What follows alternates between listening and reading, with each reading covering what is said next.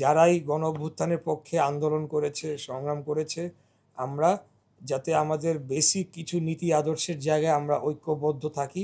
15ই August 2026 শনিবার আমরা Gulshan youth club মাঠে এই অনুষ্ঠানটি করতে যাচ্ছি এবং সেখানে আমাদের অনুষ্ঠানকে অলংকৃত করবেন আজকের মাননীয় প্রধানমন্ত্রী জনাব তারেক রহমান।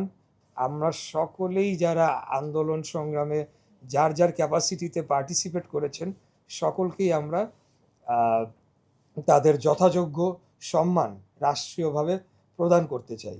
আমাদের মন্ত্রণালয়ের পক্ষ থেকে ইউজিসির মাধ্যমে চিঠি দেওয়া হবে যাতে তারা সকলে এখানে অংশগ্রহণ করার জন্যে এই ছাত্রছাত্রীদেরকে সহযোগিতা করেন এবং সর্বাত্মকভাবেই সহযোগিতা করেন।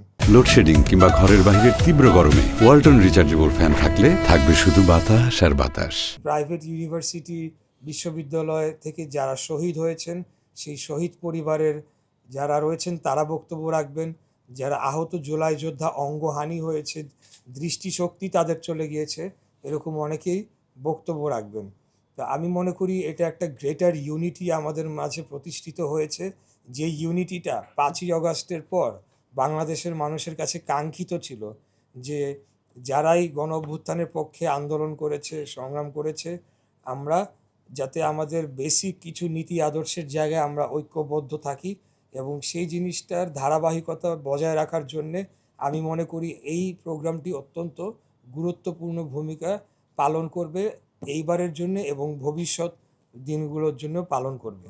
তাই আজকে আমি আবারও ঘোষণা দিচ্ছি 15ই আগস্ট 2026 শনিবার আমরা গুলশান ইউথ ক্লাব মাঠে এই অনুষ্ঠানটি করতে যাচ্ছি এবং সেখানে আমাদের অনুষ্ঠানকে অলংকৃত করবেন আজকের মাননীয় প্রধানমন্ত্রী জনাব তারেক রহমান। প্রধান অতিথি হিসেবে উনি বক্তব্য দিবেন এবং প্রাইভেট ইউনিভার্সিটির যারা আন্দোলন করেছিলেন, পরবর্তীকালে আমরা যেটা লক্ষ্য করেছিলাম তাদেরকে অনেকটা দূরে ঠেলে সরিয়ে দিয়ে এক প্রকার তাদের যে অবদানটিকে সেটিকে খাটো করা হয়েছিল, আমরা সেই জায়গা থেকে সরে আসতে চাই।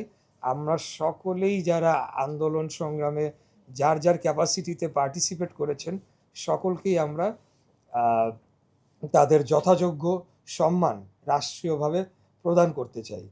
তো আজকের এই ঘোষণার মধ্য দিয়ে আমাদের কার্যক্রম শুরু হলো। আমার সাথে উপস্থিত আছেন 16টি ছাত্র সংগঠন, এর মধ্যে মেইন স্ট্রিম পলিটিক্যাল পার্টির সাথে অ্যাফিলিয়েটেড, এর বাইরেও নন পলিটিক্যাল যে ছাত্র সংগঠনগুলো রয়েছে অর্থাৎ পুসাব, পুয়াব, পুনাব সহ অনেকেই উপস্থিত রয়েছেন।